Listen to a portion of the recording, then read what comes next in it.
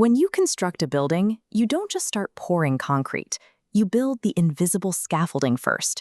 Graphing complex mathematics works the same way. This is the formal definition of a rational function. It's the ratio of two distinct polynomial functions, represented here as p of x over q of x. There's one absolute rule. Because division by zero is mathematically undefined, the denominator, q of x, can never equal 0. This formula shows the simplest possible base case, f of x equals 1 over x. Look at what happens on a Cartesian grid as the input, x, gets closer to 0. From the right, the curve shoots upwards toward positive infinity. From the left, it plunges toward negative infinity. It never touches the y-axis where x equals 0. Because division by zero is impossible, the graph fractures. These permanent boundaries dictate the specific shape of the curve. To sketch any rational function, we map three primary boundaries: the domain restrictions, the vertical asymptotes, and the horizontal asymptotes. This text explains the domain. The domain includes all real numbers except the specific values that cause the denominator to equal 0. The process for finding these restrictions has two steps. First, set the denominator to 0. Then, solve for x. A 0 in the denominator doesn't always create an infinite wall on the graph. Sometimes it just creates a single missing point. This is a removable discontinuity. This occurs when the numerator and the denominator share the same 0 root.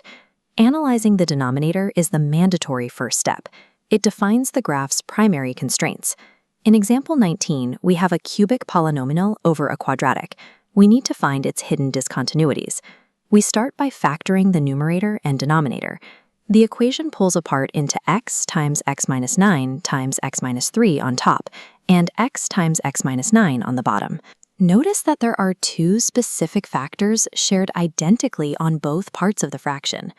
When we cancel out the shared x and x minus 9 terms, we prove these are removable discontinuities, not permanent asymptotes. Setting those canceled factors to 0 gives the coordinates where the graph has empty holes, x equals 0 and x equals 9. Algebraic cancellation directly translates to physical, geometric holes in the final curve. This text lists the 5 steps for finding vertical asymptotes. We focus on the roots in the denominator that do not cancel out. We can identify these vertical boundaries using the function in example 20. Factoring exposes the structure.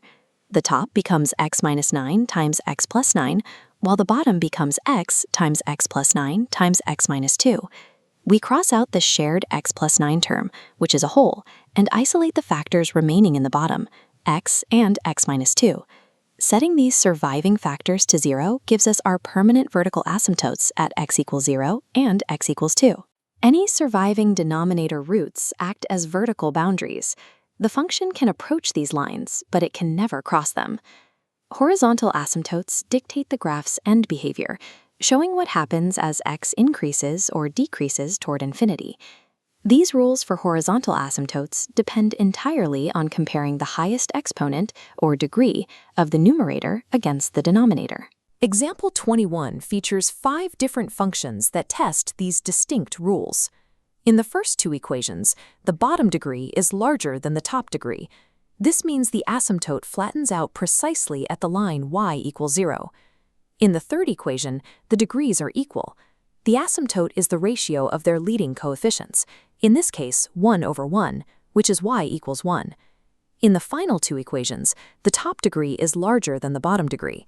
Here, a standard horizontal asymptote does not exist. Vertical limits depend on finding denominator zeros, while horizontal limits depend on the balance of polynomial degrees. Intercepts are the specific coordinate points where the graph crosses the axes. This text defines the rules.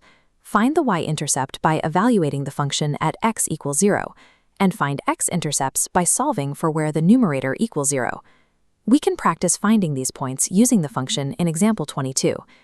To calculate the y-intercept, we plug 0 into all the x variables. The equation simplifies to negative 72 over 12, giving us a y-intercept of negative 6. To find the x-intercepts, we set the numerator to 0.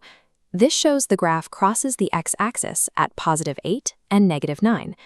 Asymptotes provide the boundaries, but intercepts provide the solid anchor points needed to draw the curve. This 8-step checklist unites all these rules into one master workflow for sketching a rational function. We will execute this process using the equation in example 23. There are no holes in this function. The x-intercepts are at -2 and 1, and the y-intercept is at -2/9. The vertical asymptote is at x equals -3. Comparing the degrees shows a horizontal asymptote at y equals 1. We map these constraints onto the coordinate grid, using dashed lines for the asymptotes and solid dots for the intercepts. Finally, we sketch the curve. The line is forced to snap into place, flowing through the intercept dots while hugging the dashed asymptotes. Drawing the graph is a direct result of plotting its algebraic constraints first. Example 24 shows what happens when multiple vertical asymptotes appear. This function has an x-intercept at -1, two vertical asymptotes at x equals 3 and x equals 1, and a horizontal asymptote at y equals 0. We map these boundaries onto the grid. Notice the two separate dashed vertical lines. When we sketch the curve, it breaks into 3 distinct branches to respect these boundaries. Each additional uncancelled term in the denominator creates another vertical boundary, forcing the curve into its own isolated zone. Example 25 is our final test, combining complex factoring with a hidden removable discontinuity. In step 2, we factor out the shared x from both polynomials.